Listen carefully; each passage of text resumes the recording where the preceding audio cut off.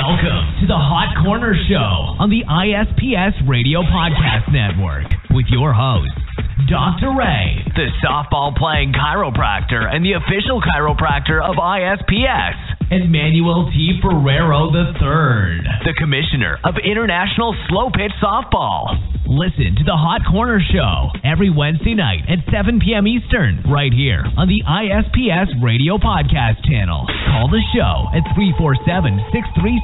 347-637-3978 and talk sports and health topics with Dr. Ray. Plus, slow pitch softball from around the world with Manuel T. Ferrero III, fantasy sports, special guests, and more. Call the show now on the special guest call-in hotline at 347-637-3978. Now, bring your A game, because you're about to experience the Hot Corner.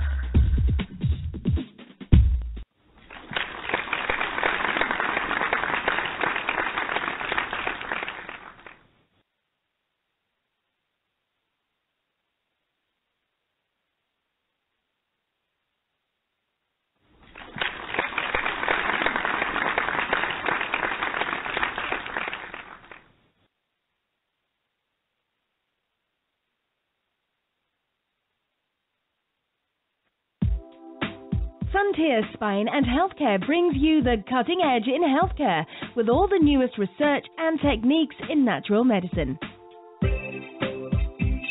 Although many people share the same symptoms, they all have them for different reasons. Using thorough physical examination and the newest technology in diagnostic testing, we can truly discover why you have the symptoms you do. Remember that good doctors know what you have, but great doctors know why. Call 786-353-HEAL or click www.353heal.com to schedule your appointment and experience the future of medicine today. Predictive, preventive, and personalized. Frontier Spine and Healthcare. Area code 786-353-HEAL or www.353heal.com.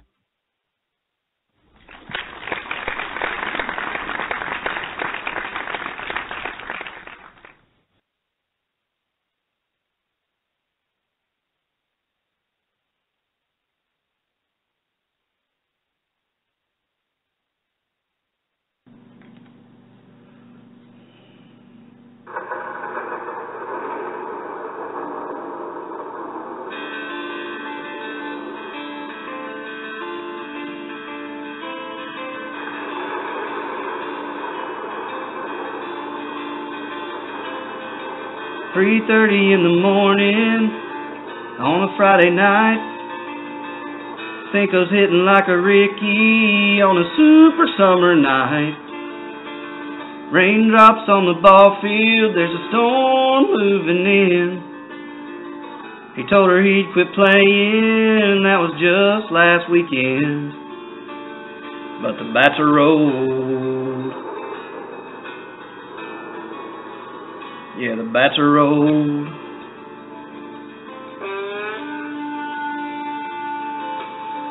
Bedroom light is burning in a house across town.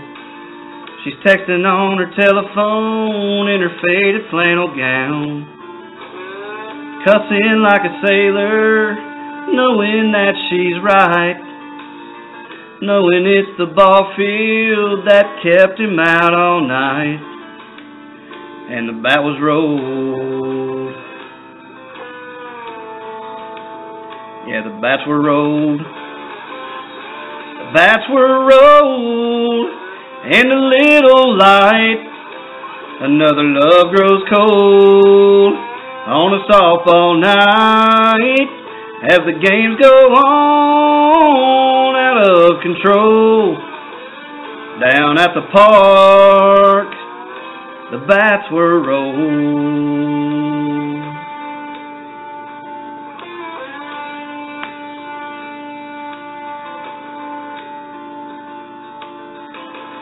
She's waiting by the window when he pulls into the drive. She rushes out to cuss him, doesn't care that he's alive. And no, she hates that game, wants all those bats to go. And the lightning crashes in her eyes, He knows that she knows that the bats were rolled. Yeah, the bats were rolled. The bats were rolled in a little light. Another love grows cold on a softball night. As the games go on out of control, down at the park.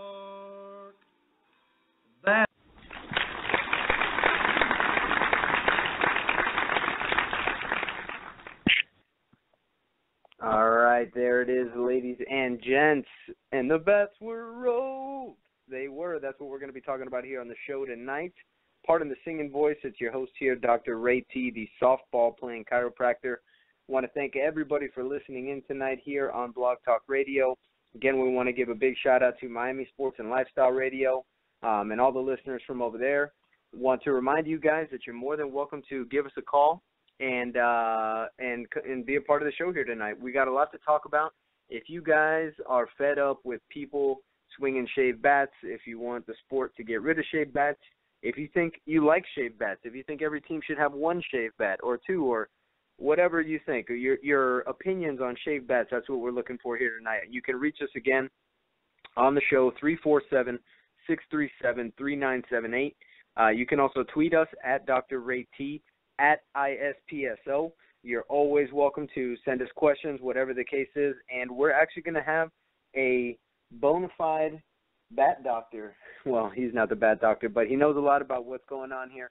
Mr. Rick Paulus from SB Nation. He's going to be talking about an article that he recently wrote, which is a great article. It's a good read. I definitely suggest you guys check it out. It's at sbnation.com. But we're going to get to him in just a moment. First, I want to introduce our co-host, Mr. Manuel T. Ferrero III, the commissioner of ISPS. Manny, how are you tonight? Yo, Dr. Ray, and that was a great opening song that you went with there. Very appropriate for tonight's subject. I think so. And the bats were rolled.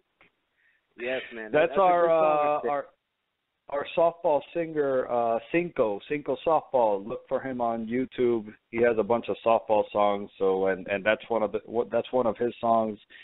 He has a few other songs, and they're not just rock and roll. He also raps, and he does a bunch of different genres. So check him out. He's been on the show before. But tonight we're going to be talking to Rick Paulus from SB Nation, Dr. Ray. We got somebody over here from SB Nation. That's pretty cool, man. What do you think about that?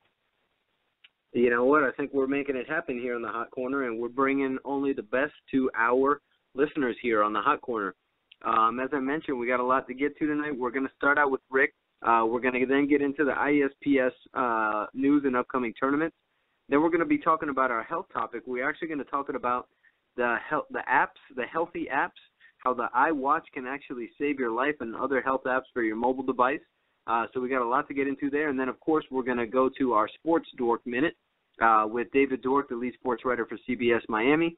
We're going to talk a little bit of fantasy. We're going to break down week one. We're going to talk about some waiver wires, although the deadline was today. So we'll see what we have going on. But as I mentioned, a lot to get into. So, Manny, why don't we go ahead and take a quick break and come right back and talk to Rick Paulus from SB Nation. Listen to the Hot Corner Show every Wednesday night at 7 p.m. Eastern, right here on the ISPS Radio Podcast channel. Call the show at 347-637-3978 and talk sports and health topics with Dr. Ray. Plus, slow-pitch softball from around the world with Manuel T. Ferrero III, fantasy sports, special guests, and more. Call the show now on the special guest call-in hotline at 347-637-3978. Now, bring your A game, because you're about to experience the Hot Corner.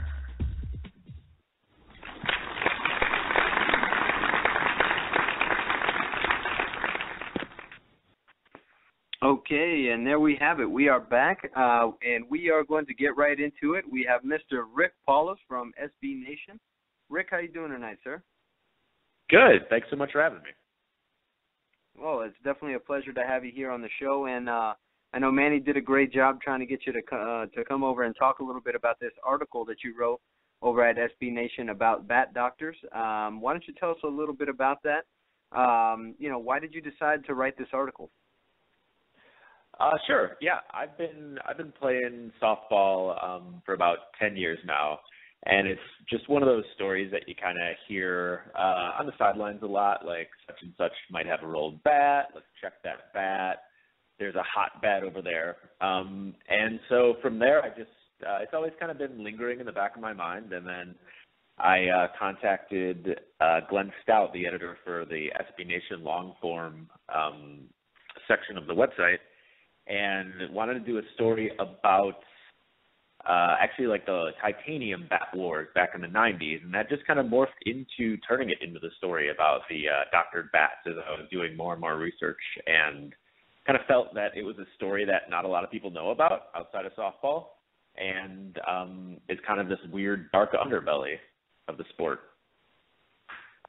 Yeah, I totally agree. Rick, thank you again for coming on the show. And is this the only subject that you write about, or do you write about other subjects, or is this something that you're just getting into now? I've been freelance writing for 6 years now, and there are kind of maybe too many subjects that I write about at this point. I have a few sort of regular publications that I write for. One is KCET, which is this LA-based sort of news and food website, and then also there is a Pacific Standard, which is I write sort of like a psychology based weekly article for them. So I write all across the board. I don't really have, I wouldn't say like my history is in sports writing, but I've done a decent amount of sports writing as well. Gotcha. Well, I think that since you play softball, it's only appropriate for you to write something about this. Now, tell me, what position is it that you actually play? I rotate between third and shortstop, kind of depending on who's available and the team that I play. I'm on 2 teams. I actually have a game in just about 2 hours right now. So right now, seems like there's a little rain drizzling on Oakland. So if we'll see if it's going to get rained out or not. Now, Rick, let me ask you. We have that problem today, as a matter of fact, here in South Florida. But what was the biggest eye opener that you saw or that you experienced while you were writing this article? That totally blew your mind. I mean, I think that it's so, the thing that sort of always, that struck me was just that it's pretty prevalent, I guess. I had heard stories here and there. I personally don't know anyone who ever has brought a hot bat onto the field other than the people that I got in contact with for this article. So as far as teammates go and as far as other people in leagues that I've played in, I didn't know personally how common it was until I started talking to the people with experience, especially at these tournaments, and the people, the actual bat doctors themselves, who are making a pretty good living off of this, which means that people are using them. They're out there. They're getting bought. Right.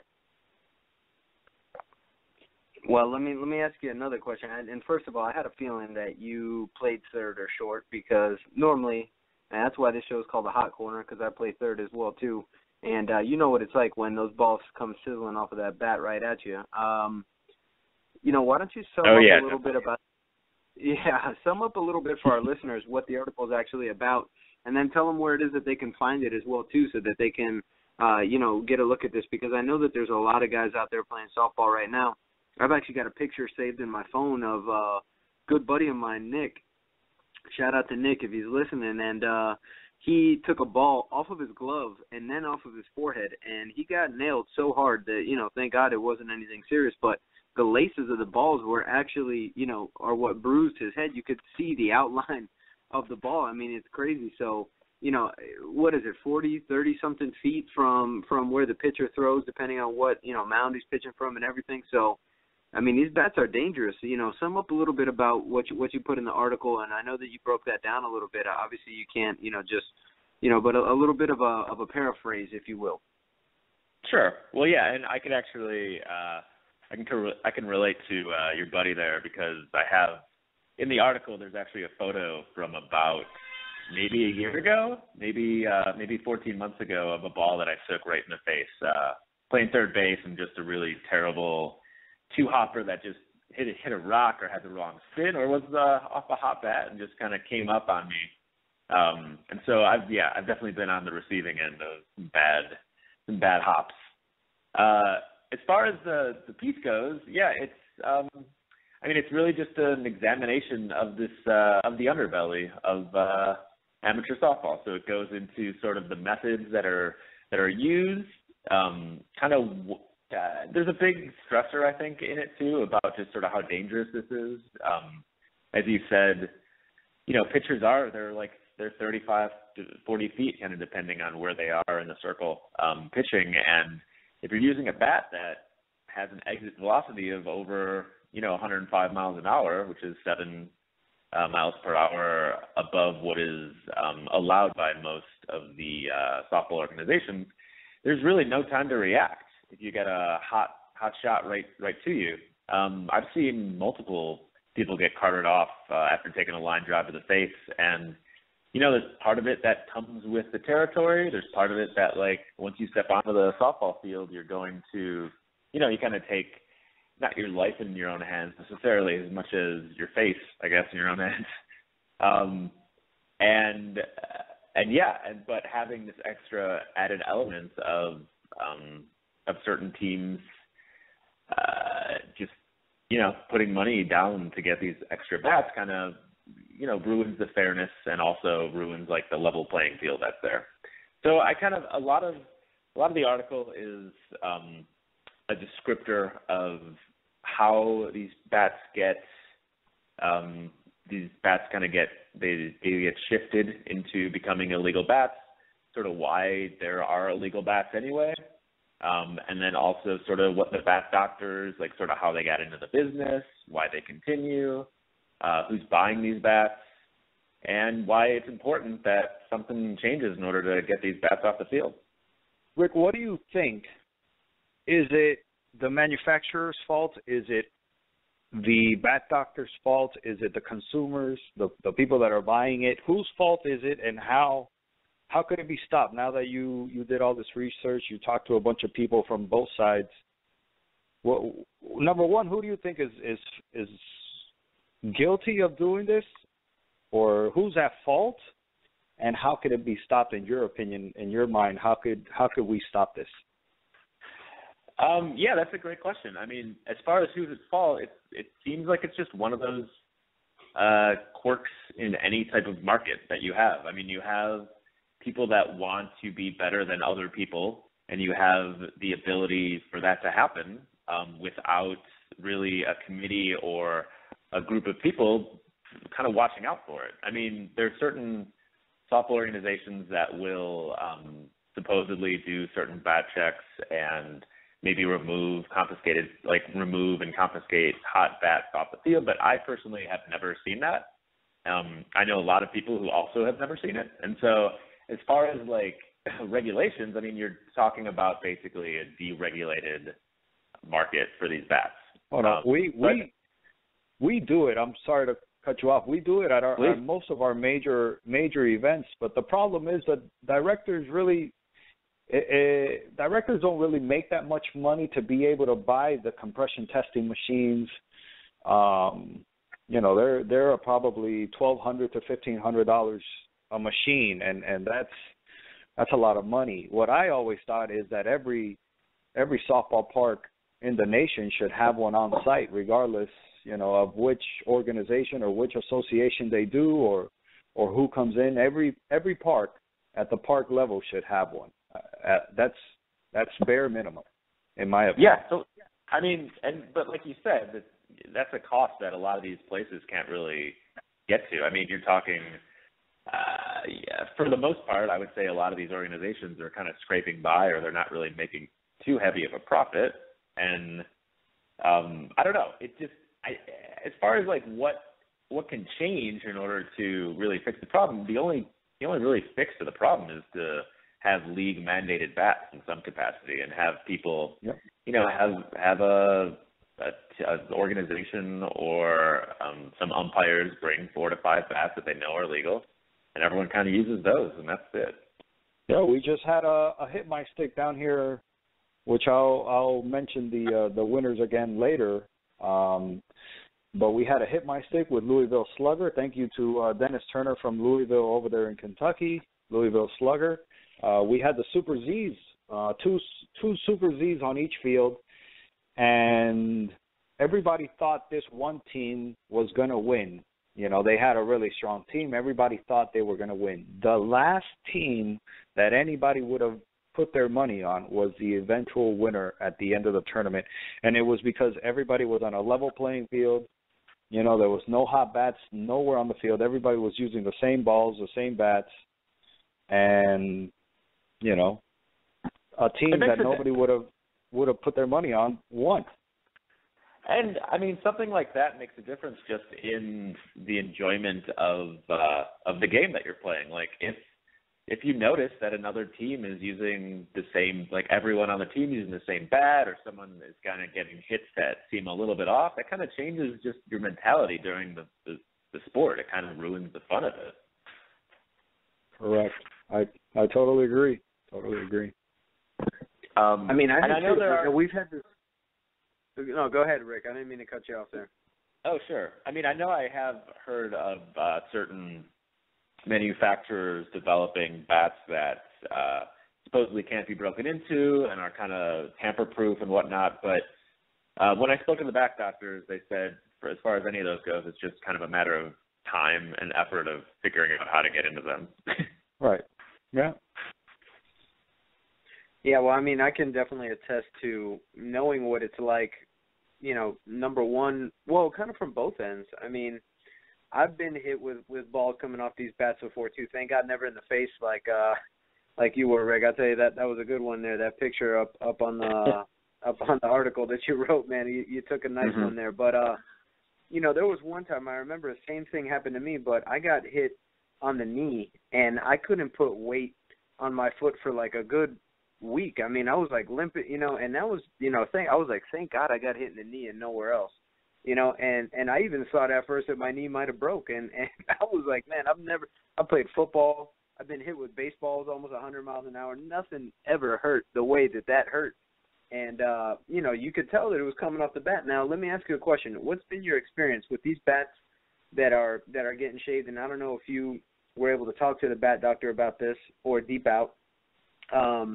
but, you know, is there a specific type of bat that, you know, to look for? Is there anything that you can look for as a player to know, hey, I need to protect myself a little bit more here, or any information like that you know of when you were researching for this article that you came across that you can let our listeners know about to, you know, maybe protect them a little bit and let them know when to look out?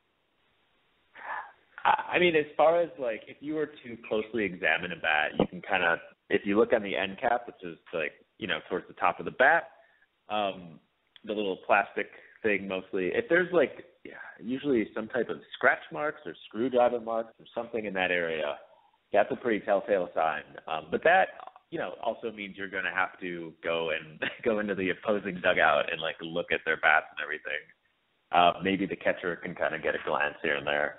I mean, as far as just the biggest sign is really if everyone on the team, you know, if you're going 10, 11 guys deep and only 2 bats are getting used in any contest, that's a pretty good sign that something fishy's going on.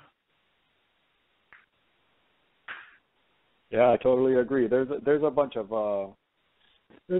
small little signs there. That's mainly one of It's crazy what these guys do, and then they think it's not obvious. Also, by the sound of the bat, you could hear it sometimes. You know, the sound of the bat, the player who actually swung it. If the guy's 150 pounds and he put it 400 feet, you know, that's That could be also, but you're gonna, legally you really can't do anything. You got to take it away from them, I believe, and you got to send it into the manufacturer and have them test it and give them the final say if it's been altered or not. I remember we had John Fisher from Fisher Law Firm come on the show and explain to us about the legal system on that stuff. But it's crazy. It's crazy, Rick. But man, great article, man. Great article. Thank you so much. Thank you. I mean, even in that case, I've heard stories of people sending the bats back to the manufacturer and just saying that it broke, and the manufacturer doesn't even look at it to see if it's been tampered, and they just give them a replacement. So people know that it's there, people know that it's out there, but I don't think anyone's really putting in the time or effort to kind of look into this and actually, do something beyond writing a few words in the rule book. Yeah, man. Yeah, money rules the world, brother. Money rules the world. I think at the end of the day, it should fall on the manufacturers. And I've had a couple of discussions with some manufacturers about this. Hopefully, sometime in the future, it'll get done. Yeah, we'll see. Until then, I guess we'll just be taking our lives in our hands when we go out there.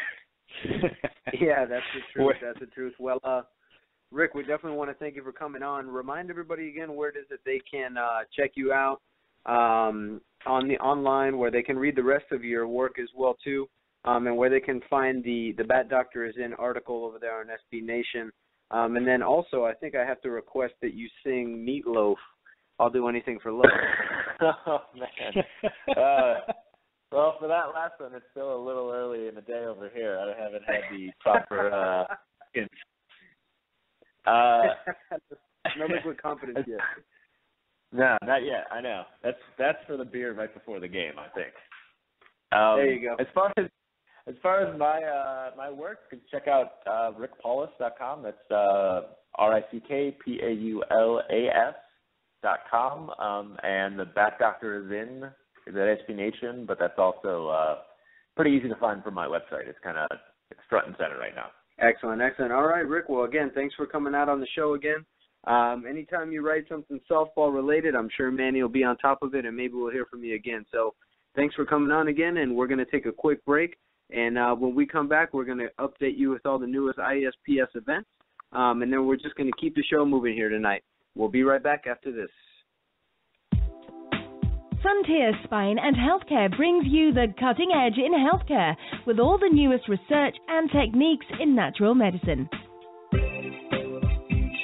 Although many people share the same symptoms, they all have them for different reasons. Using thorough physical examination and the newest technology in diagnostic testing, we can truly discover why you have the symptoms you do. Remember that good doctors know what you have, but great doctors know why. Call 786-353-HEAL or click www.353heal.com to schedule your appointment and experience the future of medicine today. Predictive, preventive, and personalized. Frontier Spine and Healthcare. Area code 786-353-HEAL or www.353heal.com.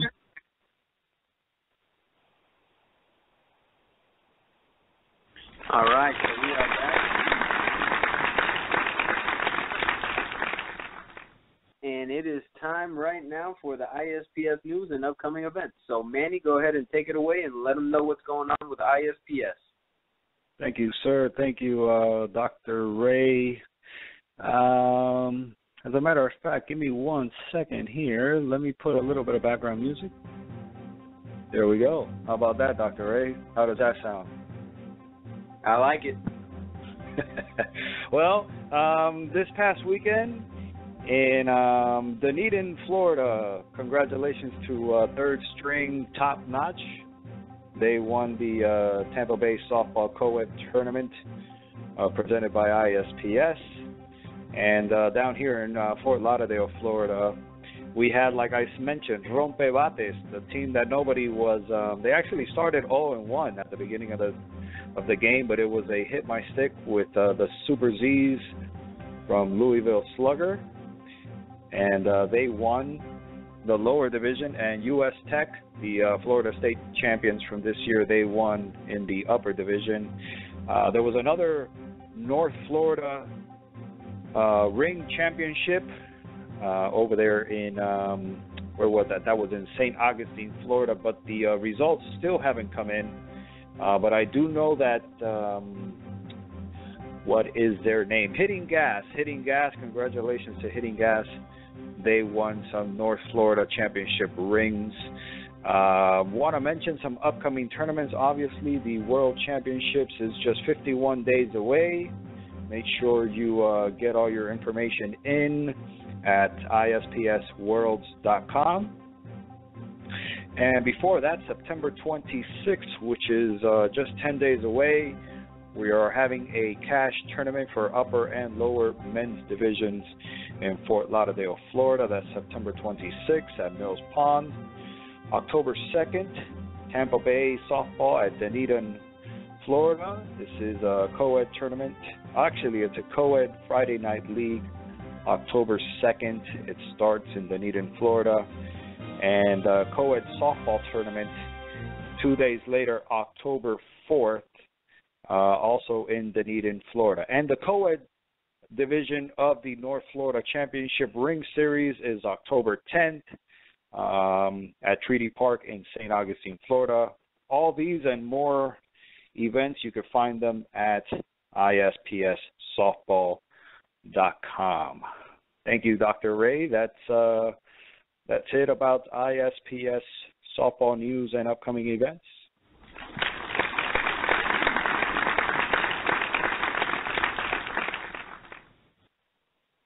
All right, great. Well, then let's go ahead and let's keep everything moving here. Let's go ahead and let's get into our health topic of the night while we have a couple minutes, and then we'll close out the show with our very own sports store. But before we get there right now, what we're going to do is talk healthy apps. All right, now we said that the iPhone or the iWatch could potentially save your life, and this is very true. However, it's got to be a certain situation. It's not like the iPhone is just going to turn on and it's going to give you CPR and bring you back to life or defibrillate you and restart your heart. But actually, for you guys out there that have iPhones, when your phone is locked, nobody else can get in. But there is an emergency section. And if you have the updated version or the newest versions and you have the Health app, you can actually go into the iHealth app, and what you can do is put in any allergies, any current health conditions that you have, all of your information, so that in the event that you actually get into an accident or you get hurt or there's a problem with something and you're unconscious and you can't speak or whatever the case is, people can actually go into your phone and they can look at this and they can say and they can realize, you know, we can't do this, we can't do that, this is what we need to be careful with. So for anybody out there that has any type of outstanding medical condition or any issues like that, you can program that into your iPhone. And the only way that people are going to know about this, again, is awareness. So that's one of the reasons why we're bringing it on the show here tonight. We want everybody out there to know, if you have an iPhone, program your iHealth app and let it know. You know, program it, use it, and not only can it, you know, help you track what you're doing health and fitness-wise, but it can also, as I mentioned, make sure that you don't get any type of drug-related issues, any reactions, anything that you're allergic to in an emergency type of a situation. So that's the first app that I wanted to let you guys know about. Now, additionally, there's a few other apps that I personally use that are really good, and a lot of them are for tracking food and mostly that. Now, I have a Fitbit, so I use the Fitbit app, and that's pretty cool because it uses motion detection in different types of planes to detect whether you're walking. It's like an odometer kind of on steroids type of thing. An odometer, again, is pedometer, is a little thing that you clip to your belt or whatever the case is, and it, by you moving up and down when you walk, it tracks your steps. So the Fitbit is like one of those, but on steroids. It tracks a lot of different things. The new ones, using some light technology, can actually track your heart rate. It's not the most accurate thing in the world, but it gives you a pretty good idea of what's going on, actually. It can track your stairs, your steps, so a lot of different metrics when it comes to the Fitbit. So that's a pretty cool one, and I know that there's actually some apps that actually will integrate the Fitbit information into the Apple Health app as well too. Now, the Apple Health app is one that I've just started kind of getting into. It does mostly of what the Fitbit does, but it does have a couple other cool features that you guys should check out, especially since it comes standard with the phone. If you don't have a Fitbit, it can do some of that tracking for you. But one app that I really, really like is actually one that was put out by, I think it was Cigna, which is an insurance company, and it's called Food Ucate. So what it does basically is it allows you to enter any type of food and tell you what's in it, what the breakdown is it good, is it rated A through F as far as for your health, canned foods, Big Macs, I mean, anything that you want for the most part is going to be in there. So it's a really, really cool app that you can use to try to log your foods, log your water, and do those kinds of things. There's another app, I think it's called Argus, which also tracks your steps, tracks your water. You can take pictures of your food, all kinds of different things. So there's a lot of tracking apps that I've kind of played and toyed around with. I like Argus, but since I got a Fitbit, I haven't used it. And as a matter of fact, I deleted it just to keep stuff on my phone down. I do look at the Apple Health app every once in a while. I've programmed it with all my information. And so what I use on a regular basis when I'm tracking my food, or if I want to see what's in some food, or if I'm, with a friend and they're eating a Big Mac or something like that, and I want to show them how bad it is for them, I'll go ahead and I'll break it all down right there on Food Ucate. So check out those apps. Those are a couple cool ones. Manny, are there any health apps that you like to use at all? Anything that you've been using to get better or healthier? Listen, I've been using, and I know you're going to be proud of me, Dr. Ray. I have been using for the past couple of weeks this new app called Water Your Body. Dude, I'm averaging about 113 ounces a day, brother, of water. That is excellent, because you're supposed to drink at least half of your body weight in ounces per day. Okay, so I'm 179 pounds. I've also been keeping up with my weight, checking, and I don't have any illnesses or anything. I'm just doing this for myself, to be a little bit more healthier, dude. I'm drinking some more water, so I decided let me get an app. This Water Your Body app is tremendous. And I've been averaging about 113 ounces of water a day, Dr. Ray. That's a really, really good amount, man. Keep it up. The one thing you want to be careful with, water is not toxic, but you can actually excrete too many. Well, you can kind of overhydrate, believe it or not. One thing that happens sometimes is that people drink so much water that they end up getting rid of all their potassium and all their salt and all their electrolytes. And they may start to feel even thirstier. They may feel like, man, I'm drinking all this water and it's just not working, or I don't feel well. So be careful with that. And a little remedy for that is to actually put a little bit of Celtic sea salt into your water so you can replenish some electrolytes. Not Gatorade, Celtic sea salt. This app actually, it gives you time in between, maybe like an hour. It calculates, up with your weight and your age, how much water you actually need. If you do some exercises and stuff like that, it asks you a bunch of questions, and it tells you about how often you should drink how much water. So 113 ounces of water a day, Dr. Ray. So big ups to me. The other one is, for us professionals out there that don't have a lot of time, they're always in the office and stuff. The 7-minute workout, it gives you about a bunch of, I know it's only 7 minutes, guys. Don't make fun of me. I understand it's only 7 minutes. But for someone that doesn't have time to go to a gym, work out for an hour or 2 hours, 7-minute workout, it's intense. It's nonstop for 7 straight minutes. Let's see if you could do it, and no half-assing either. And it's about it's 7 minutes of pretty intense stuff, man. So check it out, 7-minute workout, and Water Your Body. And Dr. Ray, we're a little bit late. The sports dork is actually coming up next. All right, well, let's get to them. So thank you guys for checking out all those apps. If you use any of these apps and you want to let us know, or you have any questions about them, feel free to give us a call or a tweet throughout the week. And let's take a quick break, and let's get right into the Sports Minute with David Dwork coming right up. Listen in to Dr. Ray and Manuel T. Ferrero III each and every Wednesday night at 7 p.m. Eastern, right here on the International Slow Pitch Softball Radio Podcast channel at ispsradio.com. And now, the moment you've all been waiting for.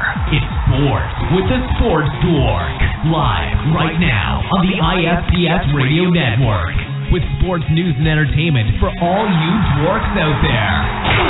Follow him on Twitter at David Dwork, and call the show now at 347-637-3978 and ask the Dwork anything. Nothing's off topic. And now, the Sports Dork, David Dwork.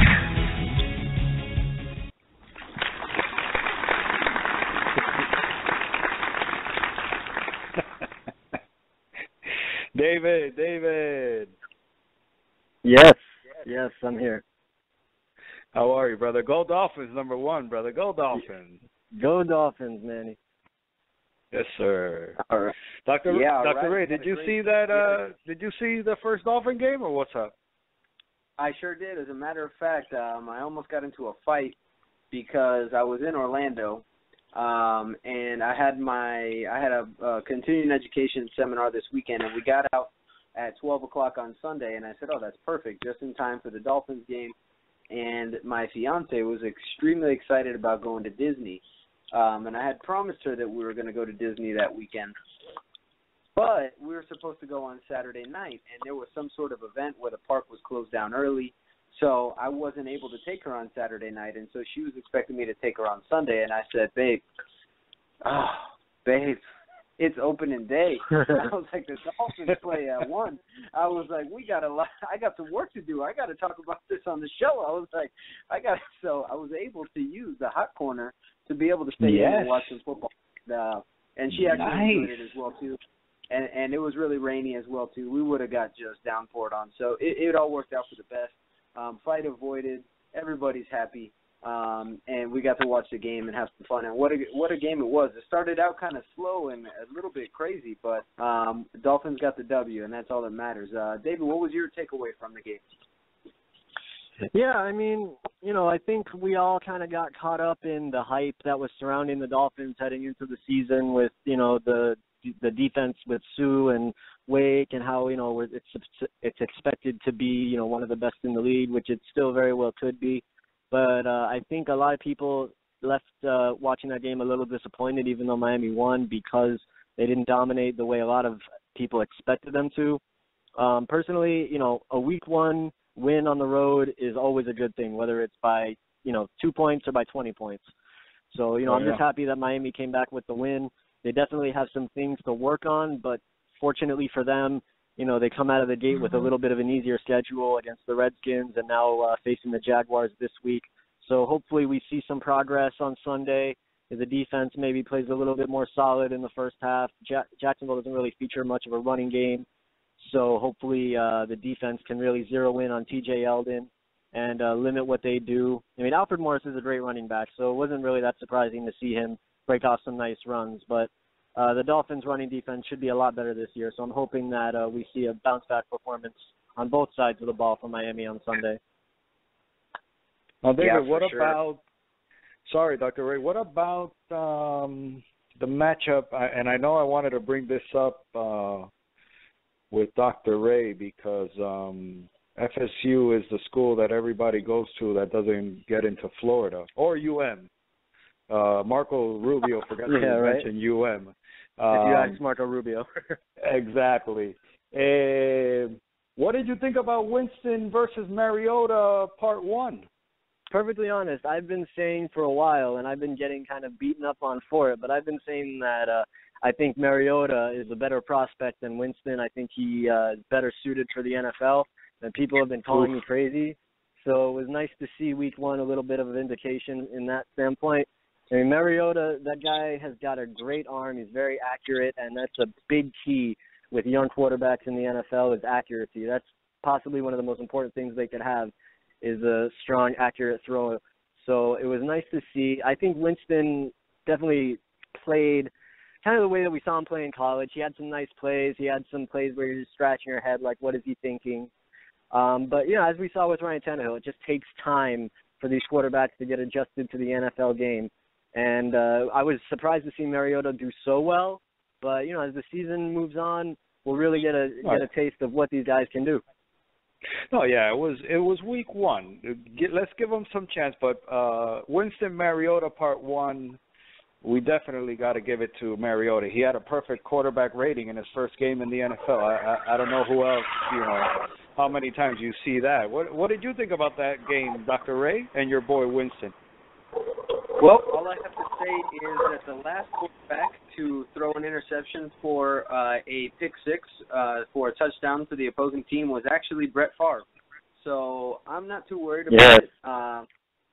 Again, it's the first gameplay, and it just kind of shows you the two different extremes. I don't think that for the rest of the season Mariota is going to be that good, and I don't think for the rest of the season Jameis is going to be that bad. I think that you're going to see them both kind of go towards the middle a little bit. The pregame jitters, get those out. And, Mariota's always been composed. He's always been calm. He's always been a silent leader. That's one of the biggest things that they always talked about with him in Oregon. And, Jameis was kind of the opposite of that. He was a vocal leader. He was also, a lead by example type of guy, but he's a lot more into it. So, will NFL players respond to that the same way college players will? Will they all rally around him?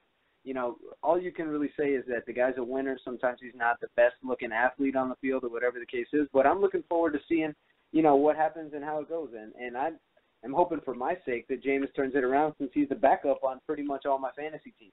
So I'm going to need to use him at least 1 week, so we'll see how that goes. But as far as any surprises or any players that you saw kind of coming out of nowhere and that you think will be viable options in the fantasy game, were there any surprises for you, David? Anybody that you saw that kind of, just you had a feeling maybe they might have a chance, and then now they definitely seem like they should be somebody that's worth a look?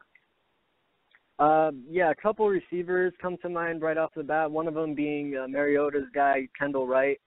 He's a guy who I have on my fantasy team. I liked him a couple years ago. He was a great he racked up the receptions. He's good after the catch. He had a down year last year, but I thought with Mariota coming into the picture this year that he would definitely bounce back. And, week one is just 1 week, but he had a great game in week one. And then the other guy in Green Bay, James Jones. See, I scooped him off the waiver wire before halftime during week one because I just needed to see if him and Aaron Rodgers were going to recapture that chemistry they had before he left Green Bay the first time. And it certainly looks like they picked up right where they left off. So right off the bat, a couple of receivers that I think could have an impact throughout the entire year are Kendall Wright and James Jones.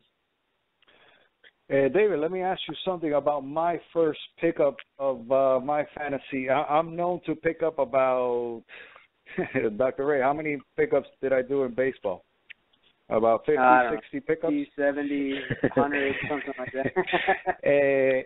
Dude, I saw this guy, Taylor, from the Bills, and I dropped Jennings because I got a bunch of wide receivers. I got a bunch of running backs. I only have one quarterback, Roethlisberger, but I picked up Taylor, the quarterback from the Bills. What do you think about that? The thing about Tyrod Taylor, he's never really gotten a chance in the NFL, but when he was at Baltimore for those years, you heard a lot of good things coming out about him, the way he carried himself in practice, the way he was a vocal leader. He was definitely one of those guys that they felt comfortable leaning on if anything ever happened to Joe Flacco. So when he went to Buffalo, I was intrigued to see how that was all going to shake out, considering they had the open quarterback competition. I never really thought a whole lot of Matt Castle, so I really thought that Taylor would have a chance to shine. And, I mean, it's only 1 week, but he looked great in week one. I think it's definitely, for the time being, it's a smart pickup because if he continues to play that well, he could end up being a very productive starting quarterback in fantasy football. He's got a lot of weapons on that Bills offense. He's got Sammy Watkins, Percy Harvin, LaShawn McCoy. So the possibility is definitely there for him to have a big year. So I'm definitely giving you 2 thumbs up on that pickup. Thank you, sir. Man, can you imagine reliving the Bills versus Dolphins rivalry of the, you know, remember the Marino versus Kelly and stuff. Oh man, I love those days, man. Well, I remember, they were fun, but I mean, I can't say that I was loving them because Buffalo seemed to have Miami's number every single year. But yeah. I mean, that was a great rivalry. I mean, you mentioned Marino versus Kelly. I mean, the Bills had all these players who I hated when I was growing up, like Thurman Thomas and Andre Reed, Darryl Talley on defense, Bruce Smith on defense. I mean, they were stacked. And, you know, they seem to don't get that much credit because they lost 4 straight Super Bowls. But you know what? They went to 4 straight Super Bowls. And I think any Dolphins fan in the world would take that right now any day of the week. So it would be cool if we could rekindle that kind of rivalry. Just hopefully this time, you know, it swings in Miami's favor a bit more than it did back in the day. I hope we're on the winning end of this rivalry this time. It all comes in circles. We'll see week 3. Yes, sir. That'll be a big game, Miami's home opener. We're getting close. So, David, from the Miami Dolphins receiving corps, what kind of notes were you able to take away from the game?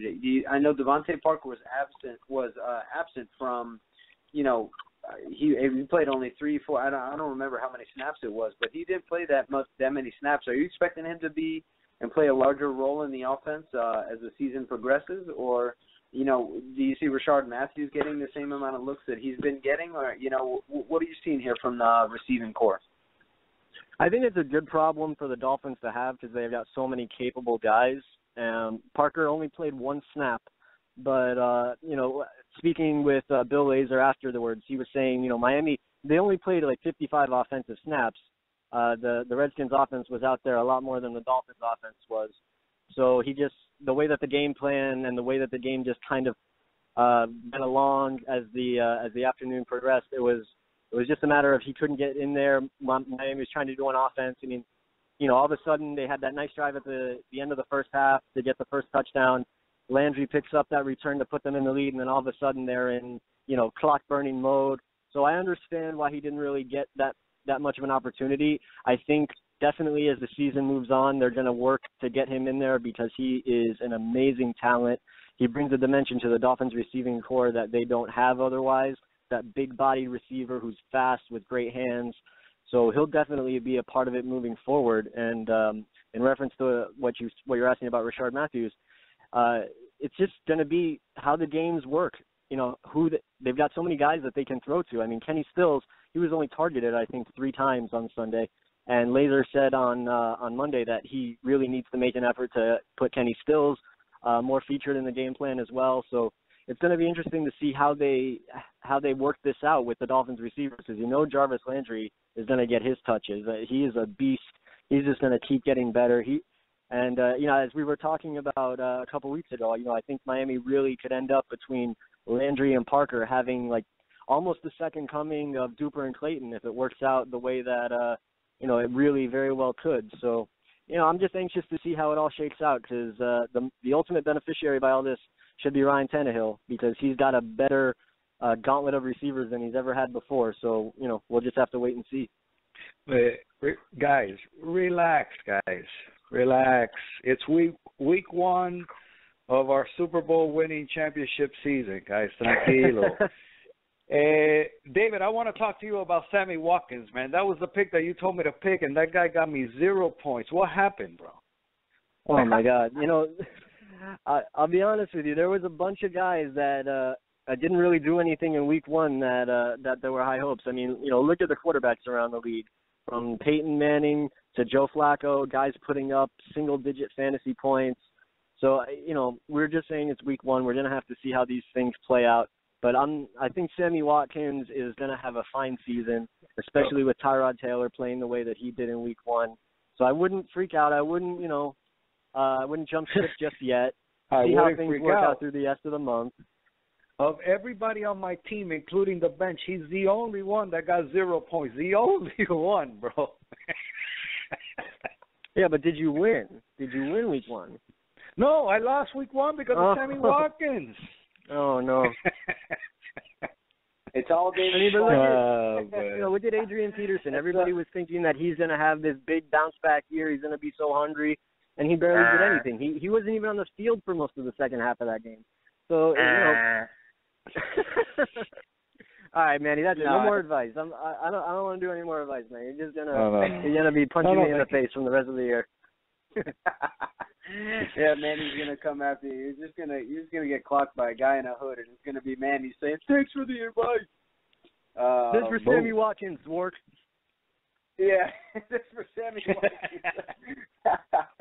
Listen, there's always going to be guys that put up zeros, and then there's always going to be those guys that, I mean, you have no idea. It's impossible to predict. All you can do is look at situations and just hope, And like you said, Adrian Peterson was a great example. I was banking on him, to make something happen, and I was playing against him in another league where I was up. So I was like, man, I hope Adrian Peterson gets, a couple points, but not that many. And then sure enough, the other guy also had Carlos Hyde, and he ended up blowing me away. And I wasn't even expecting that. So, but that's just kind of the way that it runs right now. But there was a lot of kind of not many people in week one scored around what they were predicted to. So it wasn't just David and Sammy Watkins. It was like everybody was just kind of thrown for a loop. And, last season is last season. And players change, coaches change, everything changes. So although you have an idea of what's going on, you can't really go off of what happened last season.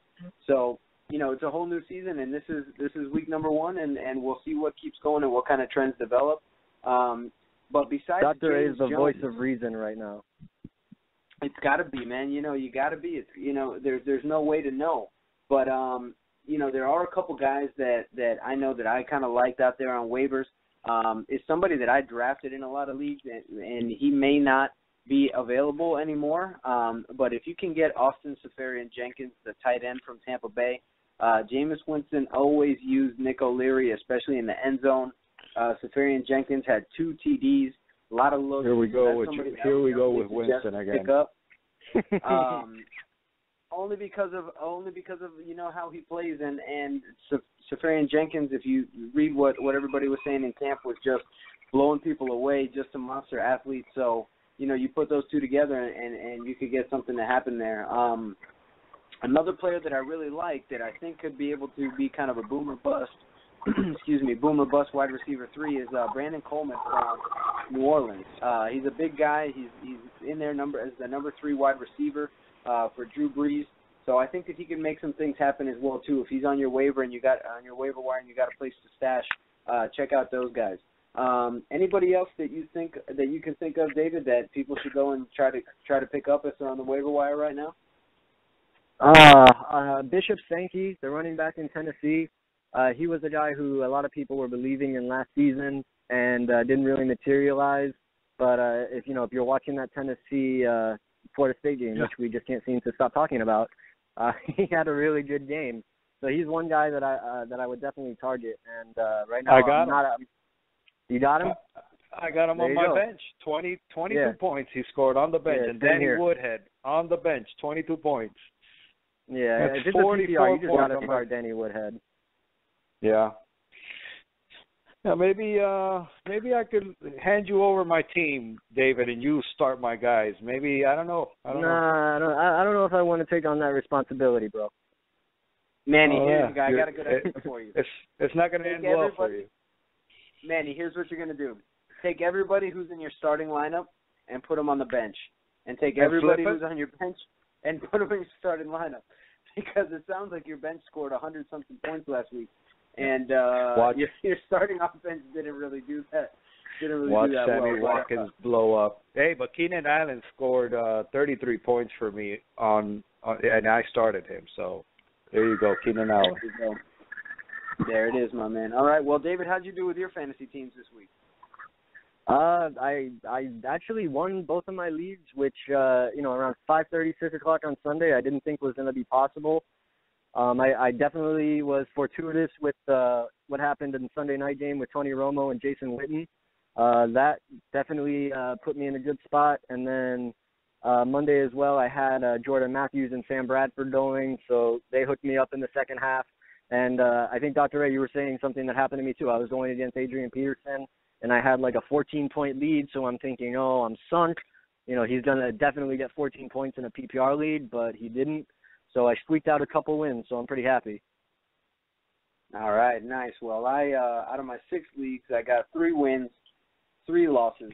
So I'm, and the funny part is that I tried to draft all different types of teams. I didn't want to end up with all the same players, but there's a few places, especially towards the top of the draft, where I ended up with very similar guys. But, all my teams, actually a couple of the losses that I had, it was just bad luck. Like one league, I scored 130 points. The guy I played scored 159, and nobody else in the league scored above 100.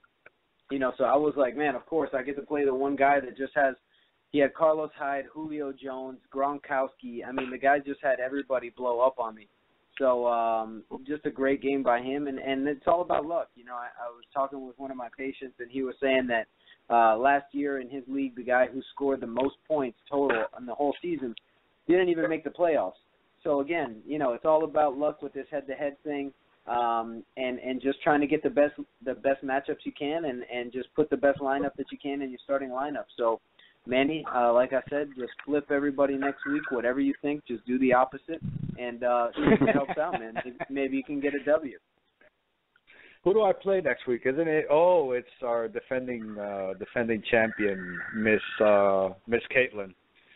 I better shape up for that, man. I'm projected to lose. There you go. Who knew? Who knew? Well, put in your. Hey, don't feel bad. On one team, I have Des Bryant and T.Y. Hilton, and they're both out this week, so I was scrambling for sure. David, but did you win? Yes, I did. Oh, okay. Thank you. Okay, so I'll stop talking then. That's what it's all about. All right, well, another great show in the books. David, we want to thank you for coming on.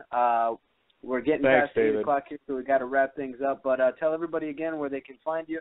And then I know Manny wants to play his sweet outro. Yes, sir. Yeah, love the intro and the outro. Manny's definitely on the ball with that. But on Twitter, as the intro says, at David's Work, you can read all my stuff on CBSMiami.com. And let's all of us just sweep the board this week. Next week we're going to talk. We're all going to have wins. It's going to be like 13-0 between the three of us. So let's just focus on that.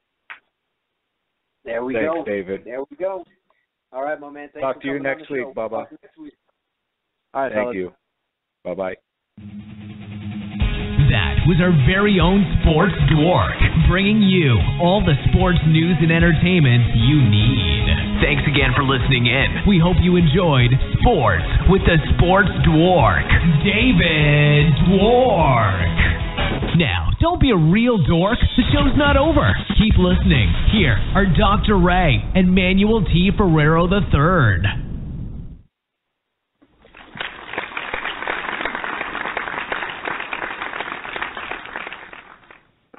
All right. So that was our Sports Dork Minute.